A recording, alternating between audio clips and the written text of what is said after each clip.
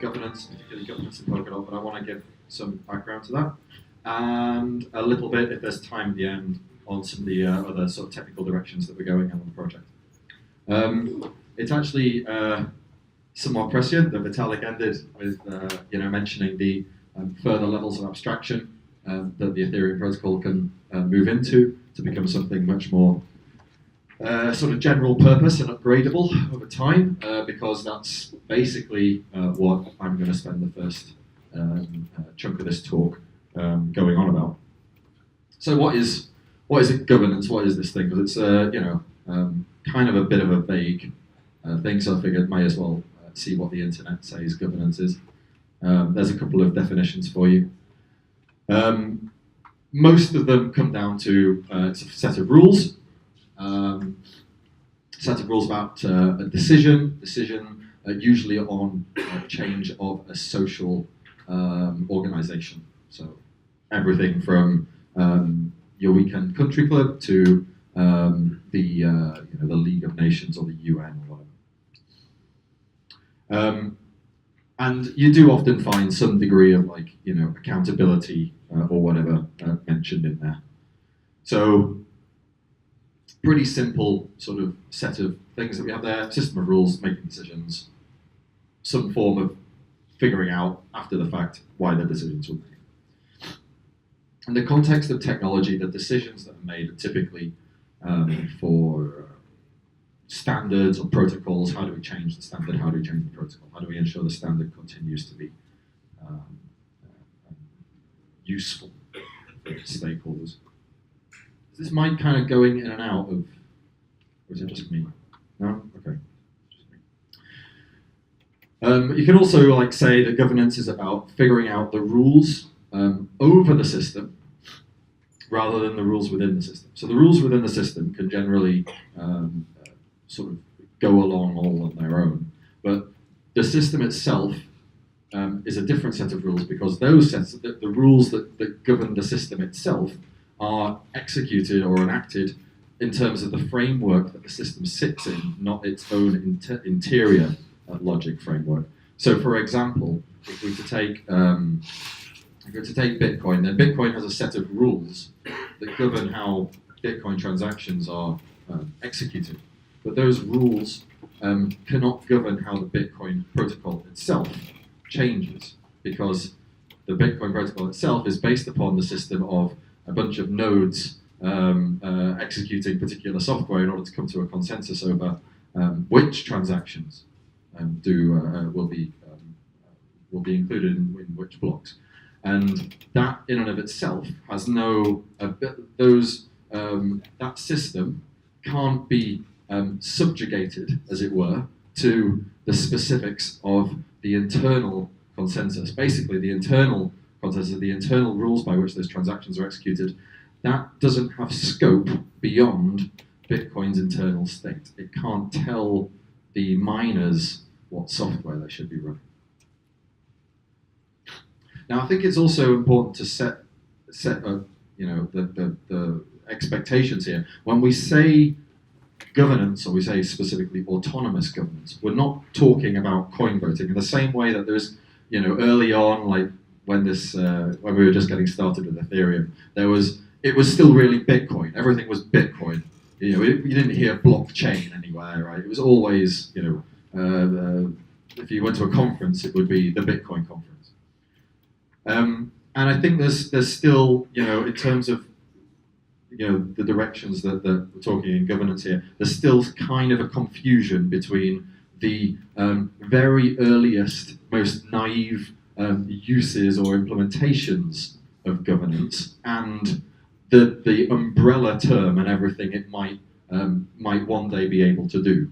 In the same way that Bitcoin, a very specific early use case of blockchain, was often confused for the umbrella term and everything that it may one day do. So, what's the point? Why do we care about the things that governance can help with? What's it going to deliver? Well, evolvability is really what governance allows. I'm actually going to detail a couple of other things, but I want to, I want to set straight what at least I think governance is here to sort of help with. So one of the first things is evolvability. It allows a protocol or a standard to evolve over time, to change according to its as its domain changes or its context or the situation that it finds itself in, its environment. As that changes, a protocol, well, you could argue a protocol doesn't need to change. It should do exactly what it did on day one, forever. But I think in the day that, sort of the modern day, if you look at products, which, roughly speaking are analogous, you find that products increasingly have, over their lifetime, a sort of upgrade track. Yeah, the products get better over time. Mark 1 isn't as good as Mark 2, isn't as good as Mark 3 and Mark 4 and so on. So in some sense, if we view the blockchain as an ecosystem, as a product-based ecosystem, then governance is necessary in order to ensure that that product continues to fulfill the needs of the market. Another way of looking at it is to say, well, actually, when we build these decentralized economic ecosystems, blockchains, and probably other things will come along that are still decentralized economic ecosystems that are not necessarily blockchain-based. These things are going to become the new states of the internet, right? It's early days at the moment, and it's not so easy to see. But in the future, when services that people go to, digital services, online services, are backed by basically tokens, economic instruments that can be widely held, then we're talking about basically digital states, digital nations. And in so much as they are digital nations, they will need a means of managing the relationships between themselves in a coherent fashion. And the means to form consensus within the between the stakeholders of these sort of digital nations, and ensure that the relationships that they form are representative of the stakeholders' desires is going to be critical. Finally, and probably the sort of one of the most important points,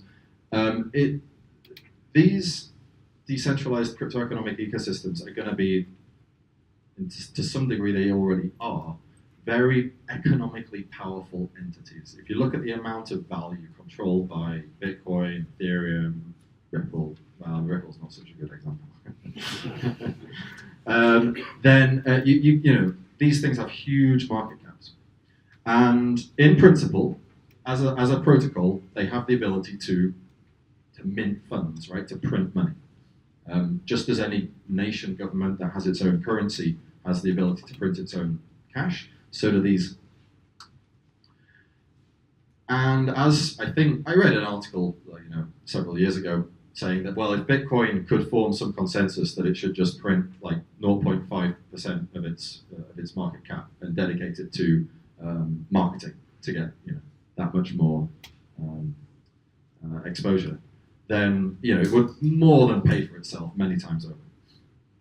It's quite reasonable, but there is no way to form the consensus, either to mint that extra capital or how to spend it. Yeah, and it's governance that facilitates that. So what do we have at the moment? Well, there is this notion of rough consensus at the moment. So assuming that we're talking about sort of the meat space rough consensus, so non-algorithmic, then I think it's got pretty clear criticisms in that it's vague and opaque. And any decision making that it does lead to tends to be a pretty slow process. Again, partly because it's meat space, but to some degree because there are necessarily veto voices at the table that can sort of indefinitely deadlock certain decisions. But I think moreover,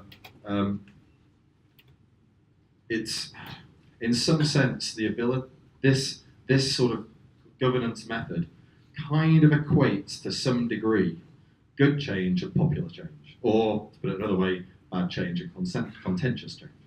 And it's sort of the job of the governance logic to make the call of when that difference is the case, to make the call of when something actually is bad change and when it's merely contentious change, but still change that needs to happen. Because if you don't do that, then eventually the market will force it upon you anyway. Yeah, it will back a competitor, or it will back a hostile takeover. But either way, it's important that whatever sort of means of direction, means of making the direction or determining the direction, is able to understand this difference. And rough consensus, I think, falls short in that regard. So why autonomous governance? And when I say autonomous governance, what I mean is, in the same way that sort of Bitcoin provides for autonomous financial transacting, in the same way Ethereum provides for autonomous execution of logic, smart contracts.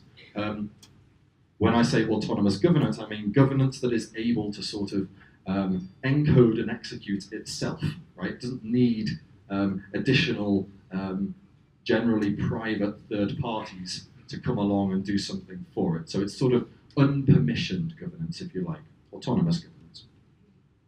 Well, basically, it's actually all the times that I did sort of meetups, saying how how important Ethereum was because of smart contracts and this idea of autonomously executing economic logic. Well, it's actually those same reasons. You can transplant them almost verbatim into why we need autonomous governance. Machines are really good at following rules, right? They can follow rules absolutely, impartially, fast, efficiently, way more so than humans. So why would we ever consider a system which by its very definition is the enforcement of rules? Why would we ever consider anything other than machines to do that? Well, I mean, the reason is because it took us a very long time to get even to where a lot of effort, to get even to where we are now.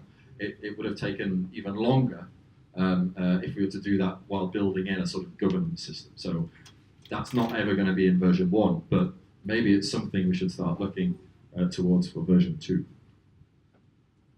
So I want to talk a little bit about the sort of technical background.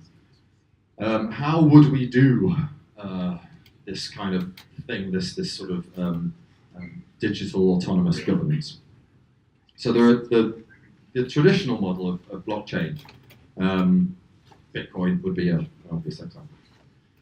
Has a notion of, well, there's a protocol, that's what you begin with.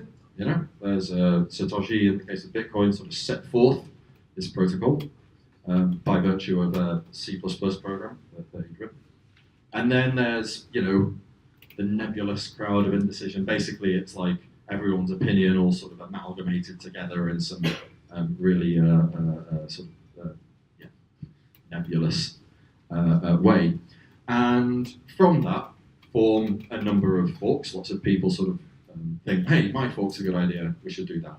And eventually they coalesce and probably one of the little bit more things that you don't necessarily think about. In principle, the means by which the rules change might be subject to external forces that are not necessarily obvious. So it may be that there are forces within an ecosystem that can change how it progresses in a very opaque manner that isn't, again, because there's no accountability and because there's no transparency, that you don't necessarily see. With a meta protocol, so meta protocols are a little harder to create because the rules of change must be formalized before the system ever begins. But once you formalize them, then everything just sort of works well. Everything just sort of goes forward according to the rules that you formalized. So there's no need to enact them in meat space. There's no need to hire an operations manager or anyone to keep an eye on the process to make sure it's followed. Machines can do And as such, because machines can do it, these rules can be pretty sophisticated, right? They can lead to very interesting dynamic processes. They can ultimately, turn into futarchies or market-based incentivization mechanisms to, drive the system forward in a way that benefits whatever set of shareholders you can formally identify. Of course, there's a risk. In this case, the risks are that of volatility. Maybe these rules don't lead to a stable economic incentivization structure. And ultimately, if the rules are badly designed, then it can lead to just a general collapse of the system itself. That said, in principle, a meta protocol can always fall back if it hits, dire straits on a traditional sort of vague, hard forking protocol style of evolution in order to rescue it and put it back on the right path. So in principle, you still get those benefits to some degree, but at least most of the time you would hope never to need to use them. So in the context of autonomous cryptoeconomic systems, we go back to our original 3 points of what governance is. Then rules, in this specific context, are algorithmic and machine executable, right? They are rules, they are very formal, and we guarantee that computers can use them. Accountability facilitated through basically what we would normally call transactions. So in summary, governance facilitates evolution of the system, evolution of its own system, and potentially evolution of its own rules. It puts economic resources to use where otherwise it would be very difficult to find consensus. And it shapes the external relations. In some sense, it can agree to things on a nationwide, on a currency-wide level. In principle, this could lead to things like the mergers and acquisitions of entire currencies, entire economic systems. That's something that's a way away, and it's still something that people are sort of thinking about. But in principle, if a decision needed to be made, then it's an autonomous governance logic that would be well placed to make it. So why is governance becoming a thing now? Why didn't we think of this back in 2014? Well, partly, it isn't that long after in terms of technological development. It's only like 5 years.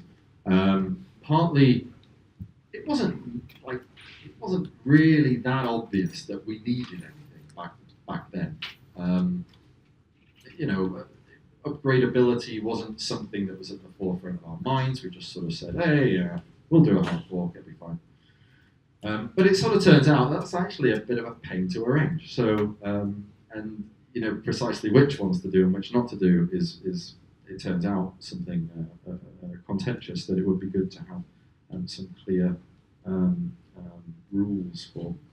At the moment, certainly back in 2014, the one-chain model, the idea of, hey, well, there was Bitcoin, but Bitcoin isn't going, exactly where we want it to go. So let's build this other thing, and maybe that will go where we want it to go. That was, there wasn't this notion of, well, there's going to be loads of chains, and they're all going to be kind of pushing off in different directions, and it'll be super interesting, and there'll be domain-specific chains, and that wasn't a thing. And I think today it's still not that much of a thing, but it's more of a thing than it was. And so we didn't really need the idea of stakeholders needing to come together and form a consensus on this kind of thing.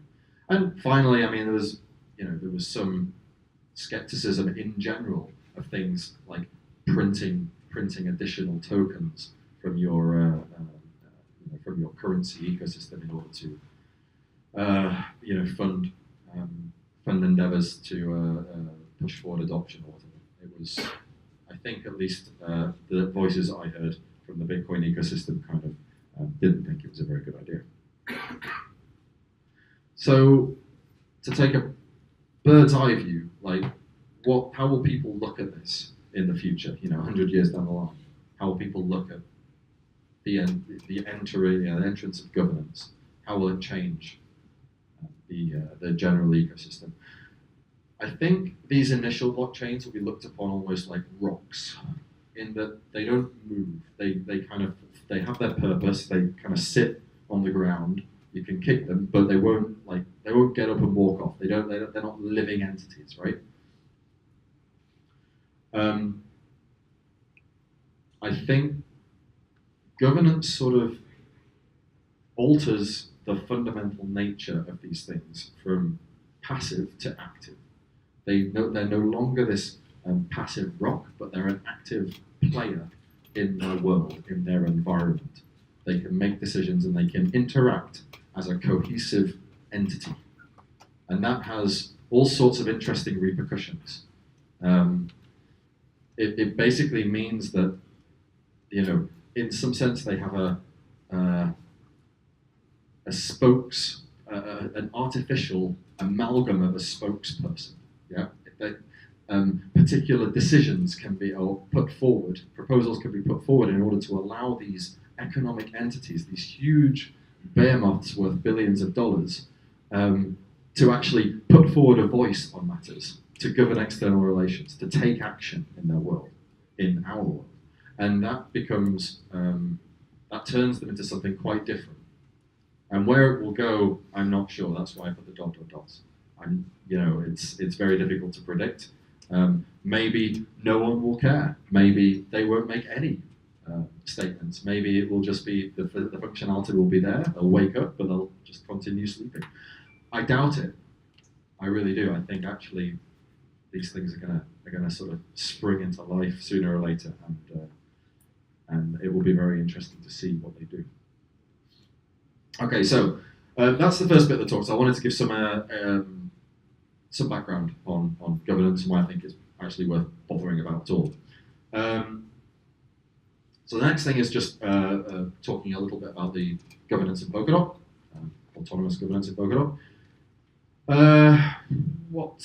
So there's three kind of key components to at least the initial version of governance in Polkadot, and this isn't something that I think is going to sort of stay forever. It might not stay as it is for very long. But it's, we need something at Genesis time, so this is what it is for now.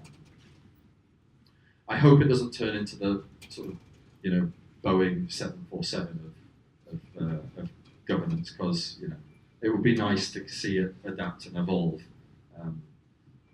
reasonably quickly. So there's the three components: state-weighted referenda, this notion of a council, and a treasury. And they're, these are not new things. Obviously, they've been around in political science and whatnot for a very long time. They're reasonably well understood constructs of how to govern a social system. So referenda are the fundamental thing that allow change in Polkadot. So Polkadot is a meta protocol. The protocol sits within the meta protocol, and the protocol, the meta protocol governs how the protocol can change, or specifically provides the cradle to facilitate that change. But the protocol itself contains the logic of when that change will happen. And as I say, at version 1, that protocol will include referendum. So each referendum is for a specific proposal. In terms of Polkadot, it's basically like an elevated privilege call within the system. So Polkadot has a bunch of sort of internal API endpoints that can be called, and some of those are privileged, which means they can't be called unless it comes from the governance system. It comes as per the result of a referendum, the successful result of a referendum. One of those ultra high privileged calls is set code, right? That's what's called set code. And what set code does is it changes the entire code of the runtime, right, of the whole of Polkadot. So everything except the meta protocol can be reset, and it's set code that allows it. It's very, very powerful, very, very dangerous, obviously. It's very easy to break the chain. In fact, I demonstrated it a year or so ago. But since then, it hasn't happened. So I'm confident that nonetheless we can use it, although I will be biting my nails a bit the first time it gets used on a real chain. Referendum can be started in three ways. Public referenda, which is very simple, like public, anyone, anywhere can just put forward, hey, I think this is a good idea, we should do this. You have to put a deposit down, because if it's a bad, we don't want to like have spammy ideas or anything. So you put forward down a reasonably meager, but still enough to disincentivize crazy amounts of rubbish referenda ideas. And then it sort of sits around until it's the one that most people think is a sensible thing to vote on. And we have every 2 weeks or whatever, a new one comes along and people can vote on it. The other two are through the council, which I'll go on to in a second. One of them is through what we call unanimous council, which is basically where everyone on the council, which is sort of like a board of directors, thinks that this is a pretty good idea, should be voted on. The other one is where only a majority of the council think it's a good idea, right? So there's at least one dissenter, in which case the parameters are different. If there isn't even a majority, so if it's just a minority, then they just have to put it through a public thing. So the key difference between each of those things is, what do we do about a turnout that is under 100%? So if the turnout is 100%, everyone votes, everyone who can vote votes, all votes are accounted for, then it doesn't matter which of those three, right? It's treated equally. You need more than 50% in favour for it to pass. Simple as that. But that's only if there's 100%. If there's less than 100%, then it's different. We have this notion of turnout bias. So positive turnout bias means the more people turn out, so the closer to 100% we get, the more chance it will have of passing, right? So if only 1% of people turn out, then it means that the chances of it passing are reduced. So it has to be more than 50%.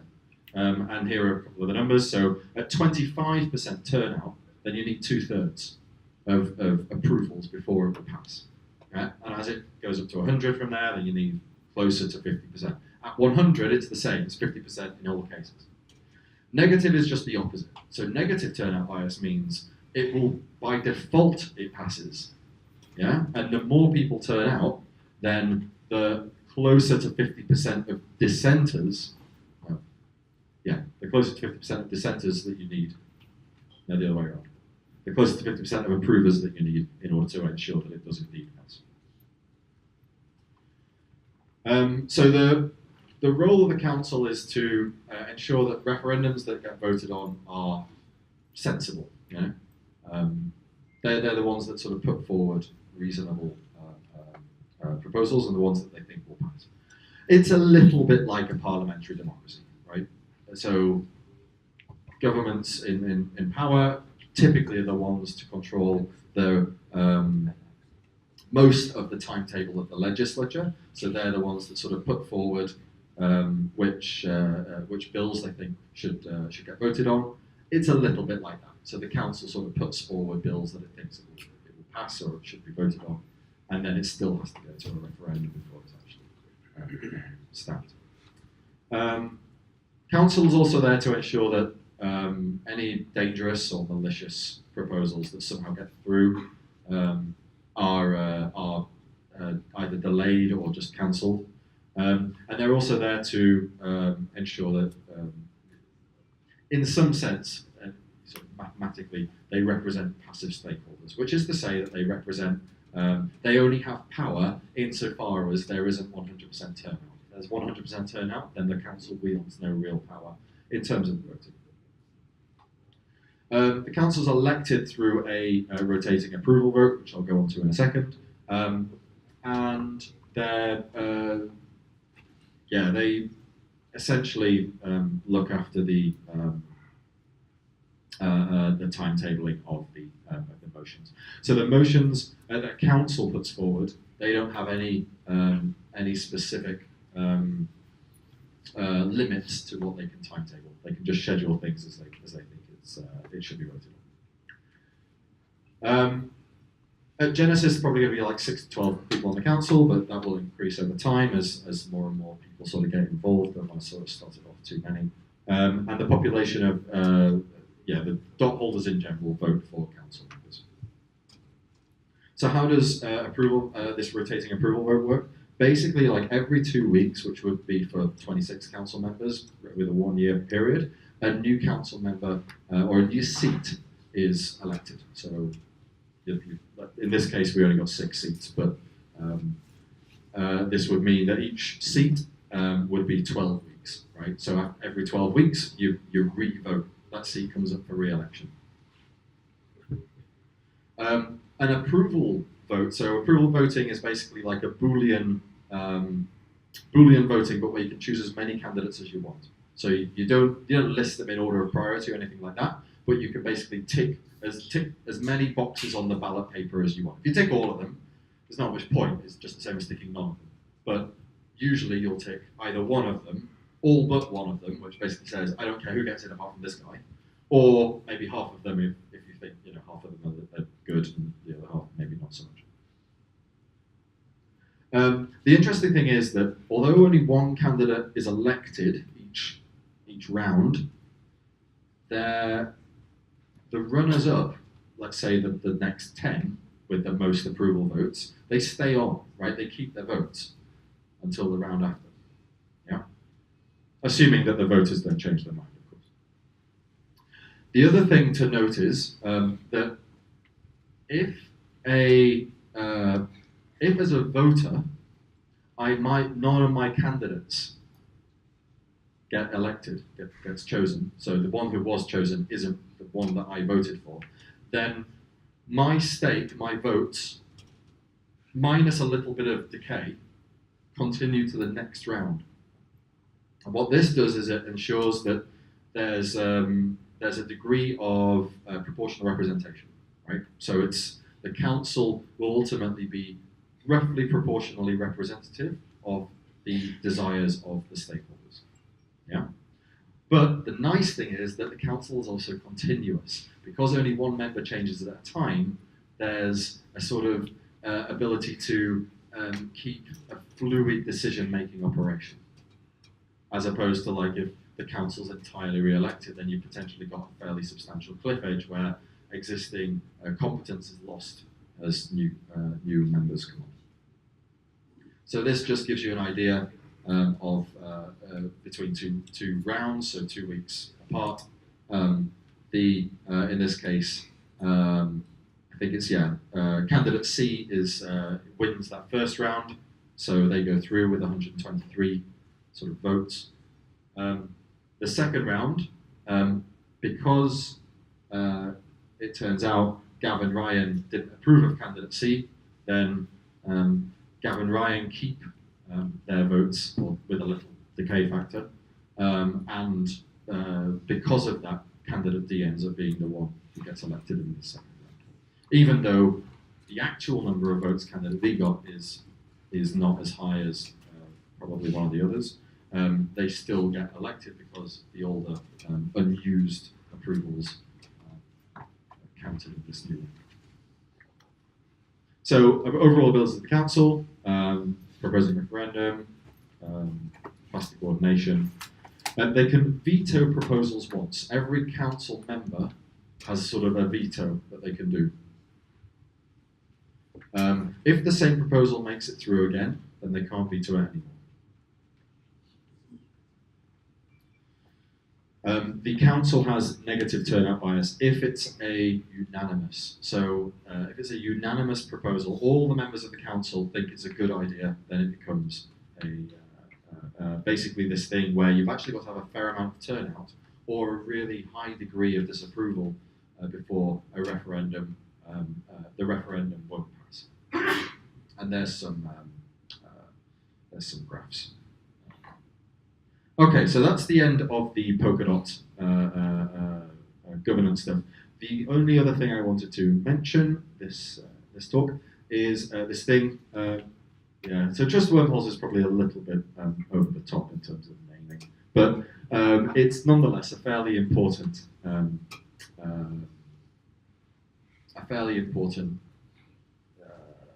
development in terms of making Polkadot useful. So Polkadot is a system whereby we can have lots and lots of parachains, chains with independent logic, chains with entirely separate logic, and they can talk to each other. They can send messages to each other.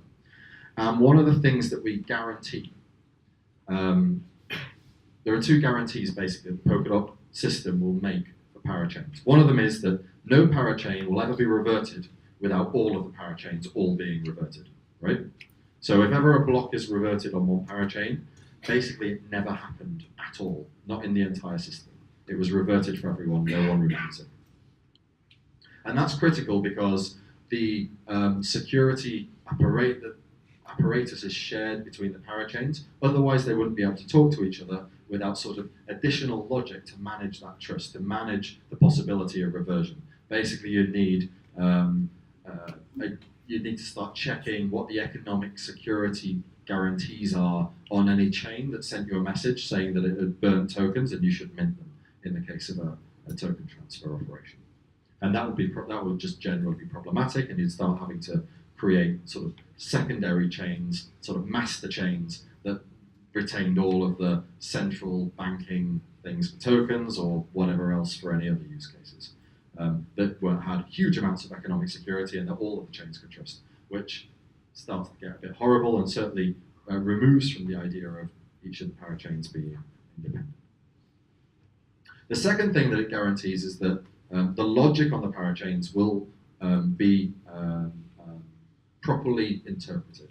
So all of the parachains execute with some logic, this state transition function or whatever, and this logic needs to be correctly executed. If it's never incorrectly executed, then it means that in principle it can create messages from transactions that never really existed or state transitions that never really happened, and that's again hugely problematic. To take an example, suppose we have a token model where each of the parachains has some token that they all sort of share. Let's say it's Bitcoin, so it's sort of some token that can be exchanged for real Bitcoin. Now, it works as fine. It works fine as long as the total number of Bitcoin shared between these chains remains the same. Yeah. So if ever one chain sort of magically mints some Bitcoin token, then somewhere elsewhere in the system there must be a chain that burns the same amount, because you don't want to create something from nothing. Yeah. It can only transfer. Yeah. Now chains can say, right, well, there's going to be a message that says, I've burnt something. I burned 10 Bitcoin. You can mint 10 Bitcoin on yours. I burned from this sender address. You can mint into this receiver address. Yeah, very simple, just a transfer operation. I'm going to reduce the balance here. You are allowed to increase the balance over there. That works as long as the receiver, who's interpreting this message, can trust that indeed whatever that is that's holding the balances of this Bitcoin token, whatever that was, did indeed reduce it. Yeah. If they can't trust that it was reduced, then it's problematic. Now, Polkadot will guarantee, as I said before, that there can't be a reversion, and there can't be incorrect logic. That any messages that are delivered as the result of correct execution of logic. But what we can't guarantee is that the logic is in some sense correct. Yeah, that there isn't a bug, or that the chain wasn't upgraded to something that contained a bug, or was just malicious.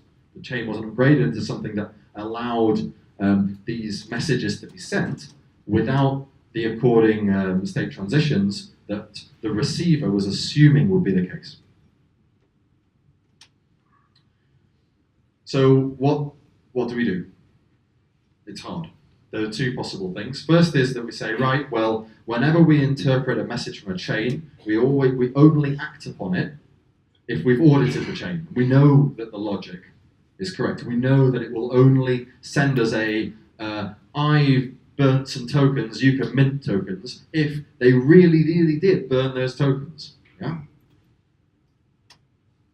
Or we can say, right, well, we're going to introduce a third chain, right? Not one of the two that are talking to each other, but a third one that sort of says, right, well, I'm going to record the balances of all of the tokens on each of these chains, and then if you want to send a token, you've got to come through me, and my logic will be correct. Yeah, my logic will guarantee that any chain that claims to have burnt tokens so that you can mint tokens will indeed have its balance reduced in this sort of central place, this central bank chain.